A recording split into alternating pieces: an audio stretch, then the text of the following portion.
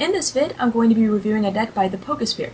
ThePokeSpear is running a Gengar variant deck, and Gengar decks try and win the game a little differently than your typical deck. Your average deck tries to win a game by taking 6 prizes by knocking out your Pokemon.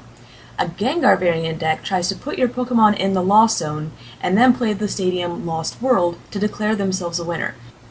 It's a really interesting deck, but very difficult to run and get it to run right consistently. So let's take a closer look at the lineup.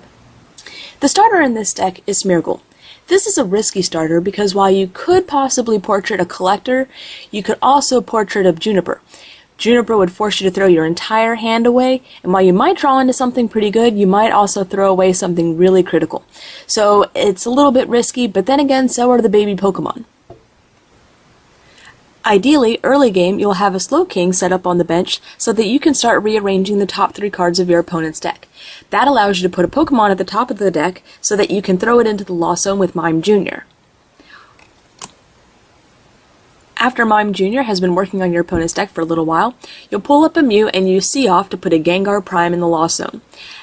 Once Gengar Prime is in the Lost Zone, you can start copying its attack Hurl into Darkness with Mew, and start taking a Pokemon from your opponent's hand and putting them in the Lost Zone. Just to make sure that they have a Pokemon in their hand, you use Mr. Mime's Trick Reveal to take a look, and if they don't have anything, you can always use Judge or Spiritomb Spooky Whirlpool to make them draw a new hand.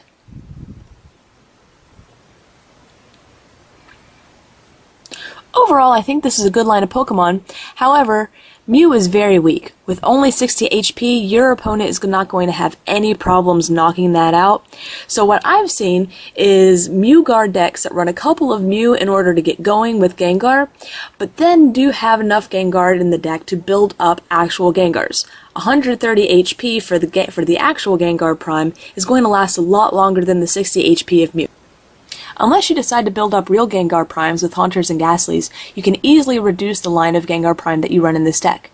You don't have any need for 4 Gengar Prime, since all you need to do is put 1 in the Lost Zone. Just in case 1 is prized though, I would recommend that you have at least 2 Gengar. The chances of 2 Gengar Prime being prized are very slim. I would recommend increasing your lines of Mr. Mime and Spiritomb to 2 each, because you never know when one of them is going to be prized. I think you can reduce your line of Smeargles down to 2. That way you won't have as many dead Smeargles in your hand late game. And throwing in a Tyrogue would also help you get the donks off of your opponent. You never know when you might be able to use them. You run an excellent line of trainers and supporters. Your deck relies on the Stadium Lost World that allows you to declare yourself the winner when your opponent has 6 or more Pokemon in the Lost Zone. Since you won't be taking prizes during this game, you run 4 twins so that you can always search out for any cards that you need. You run 4 Collector, which is great because everything that you need in this deck is a basic Pokemon. The only non-basic Pokemon is Gengar Prime, which you want to stay in the deck so that you can search for it with Mew's Seoff and put it in the Lost Zone. You run the maxed out 4 Seeker, which is excellent. This will allow you to take up your opponent's Pokemon and then throw them in the Lost Zone. You run 3 Revive on this deck, which I might consider dropping down to 2, and throwing in a few Junk Arm, probably around 3 or so, in case you would like to reuse it.